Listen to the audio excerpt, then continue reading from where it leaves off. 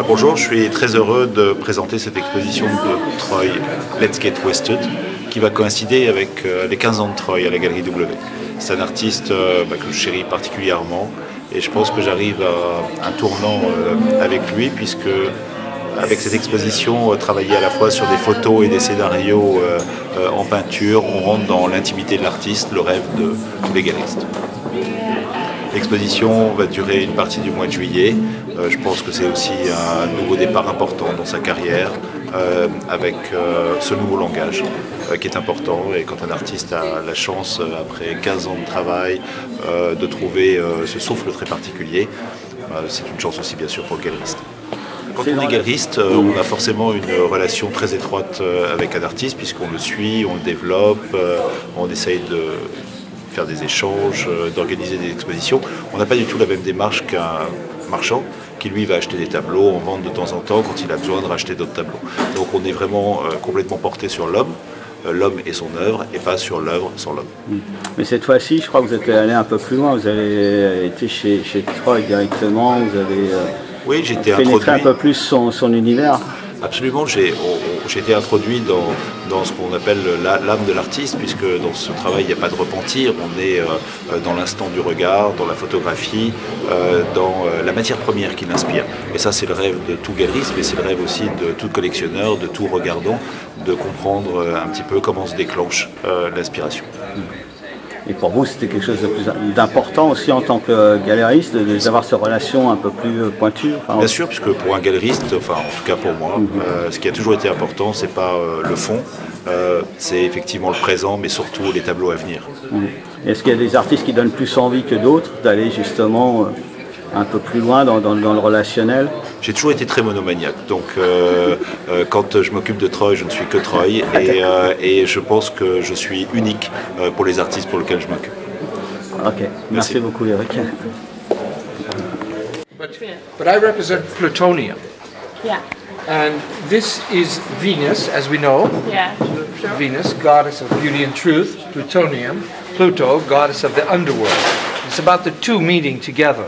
Okay. In response to the nuclear disaster in Japan, Fukushima. So, yeah. Good. Yeah, let's move on to it. Okay. This is famous. Yeah. This, me and my son went to Rome, and this is the Colosseum.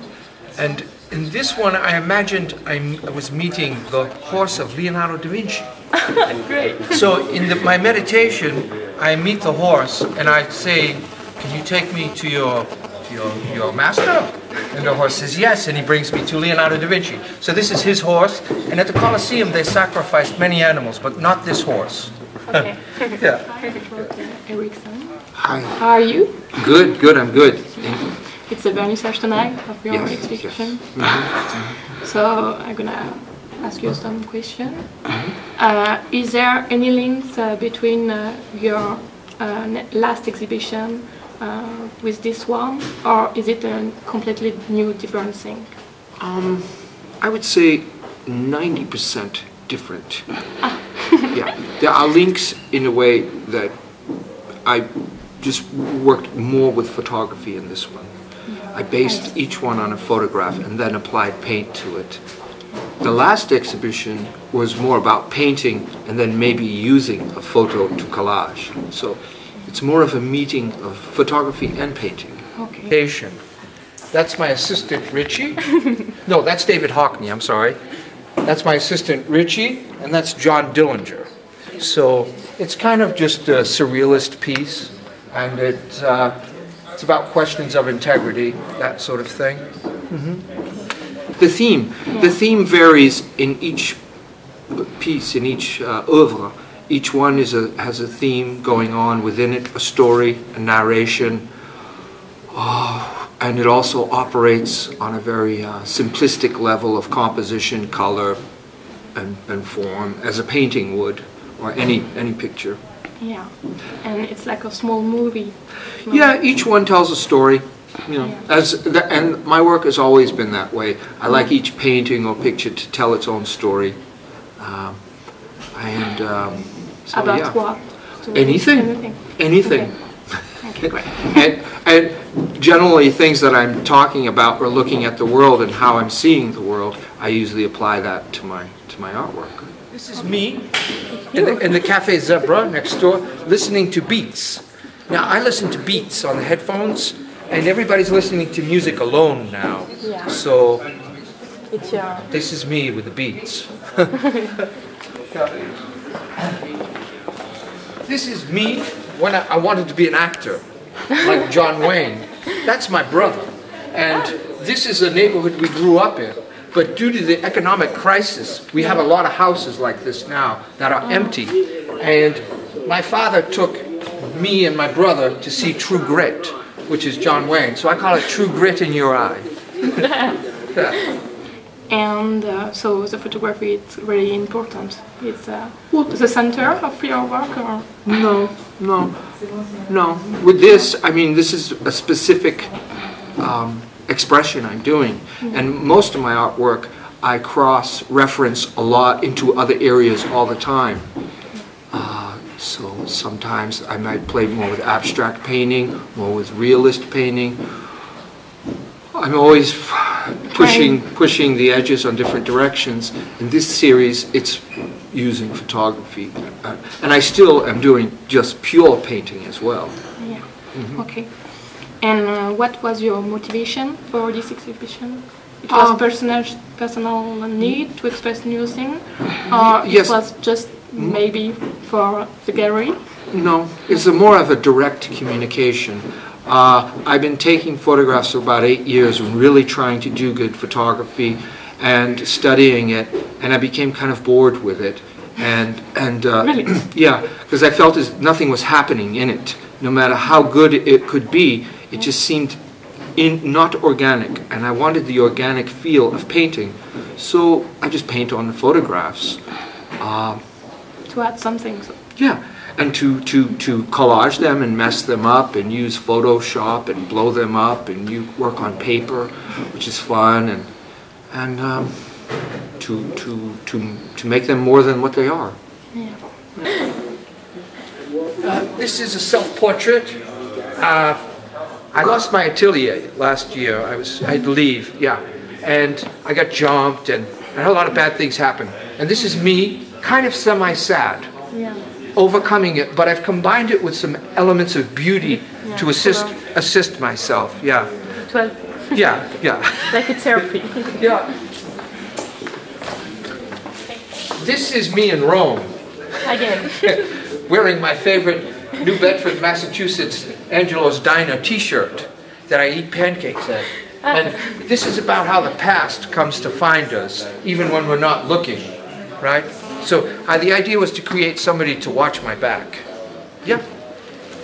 Oh, this is me wearing my Let's Get Wasted hat, just trying to fit in to be like everybody else. Yeah. Now this here is my son, Victor, and me. We went through a divorce. I've gone through a divorce in the last 3 years. It's very normal. This is normal now. The collapse of the family is real. It is here. And the question is, where are we in this world?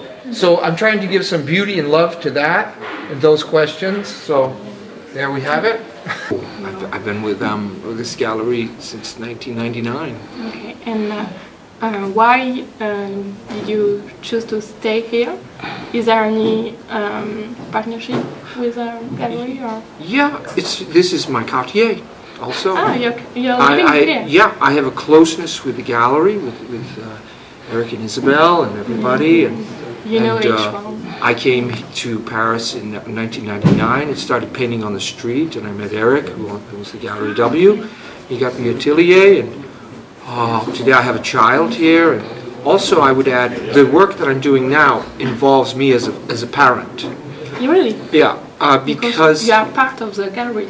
No, not really, but you contribute a lot to the gallery. So.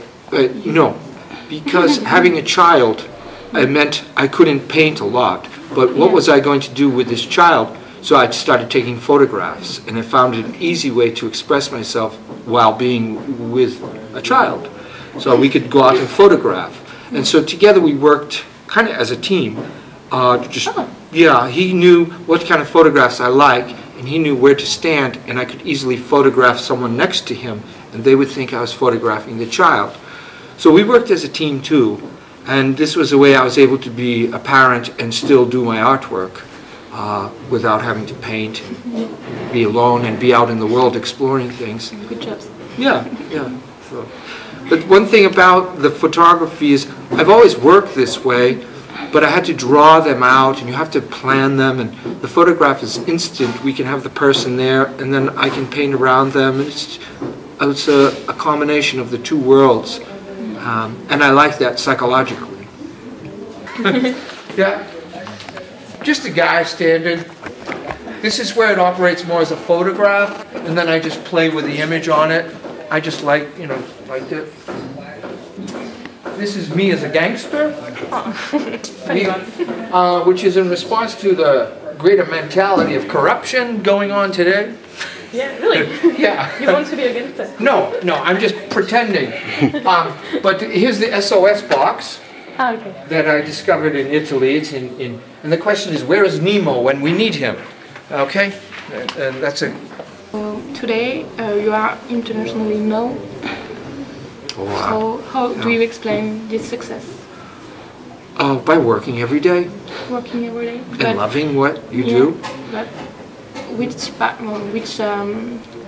about your work? What is different? What attracts people? I don't really know. What I don't. Well, I think they like it. But in my case, you know, I was a fisherman, and I came into painting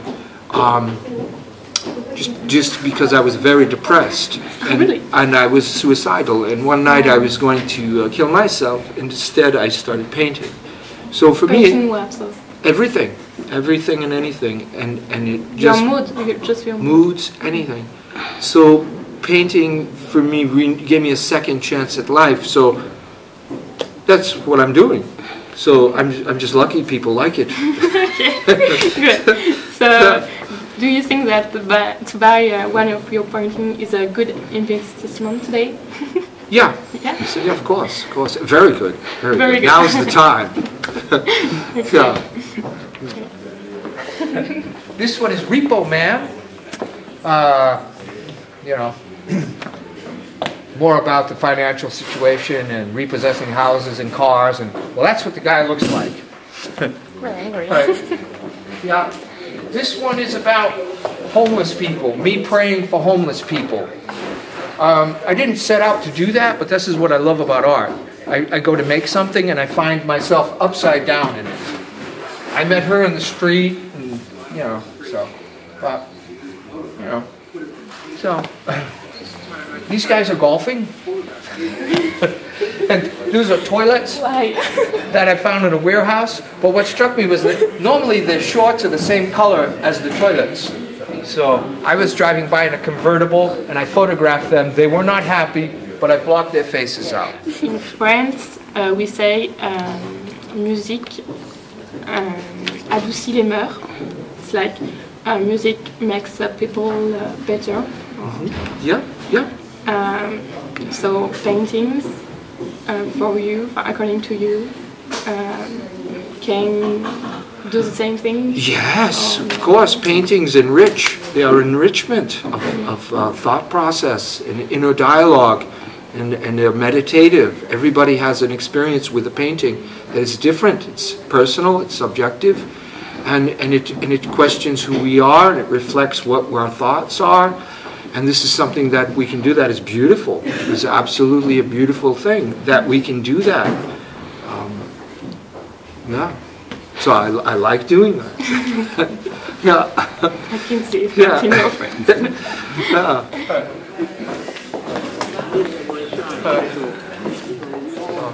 This is a guy I met in the United States. He's down on the boulevard in Boston. And this is a girl who's texting. She's upside down and she's got a cup of beer. So, yeah. This is called Temptation, which is from a strip club. It's called Temptations, and that's their sign. So I based it on that. I was photographing and this guy was following me. He wasn't very happy. Why? I don't know. Well, I don't know. The people don't like it when you photograph, right? They really get upset. This is me in my car with Yuri, the Russian astronaut behind me. The idea is the Indians who is here, they can get to the moon, they can go anywhere without technology. They do it in their spirit. So I'm somewhere in the middle. Yeah. This is my friend Lucas at the Super Slide, and he's drinking beer Gothic style. It's sort of a play on Grant Wood's painting American Gothic, because I like, you know, goth art and stuff, so my version of Gothic. Yeah, yeah. This here is Soul Kitchen. I know that skulls are kind of chic nowadays. You can find skulls on children's pajamas. You can find it everywhere. So yeah, I wanted to do. It's rock and roll chic. So I wanted to do a skull and put it in the kitchen, and that's what happened. In the kitchen. In the kitchen. No more. Well, that's the great thing about art. You don't know where things are going to go, what's going to happen. So you invent and. It's an accident. Yeah, you make things up. Yeah. Yeah. Perfect. Great. Okay. Yeah. Want to continue? So, and this valve comes from Rome. That's Rome in the back. This is a musician. I found that on the street. You know, I use things I find on the street as well. Okay. Just posters and collaging. And these are UFOs going by. There's a lot of talk about UFOs now. A lot of people claim that they are here. So I don't know what to say other than I like putting them in a painting. Yeah. It's a great mix. Yeah. How I want to portray women is very important, and I want to portray them, you know, not as cute little things or sex things or Barbie dolls. This is a woman riding the wave of power and being that, you know. So strong, dependent, intelligent, and not objectified. Superwoman. Yeah. So yeah. Okay. Great job. Thank you. All right. Yeah. Okay, that was fun. It's okay? Yeah.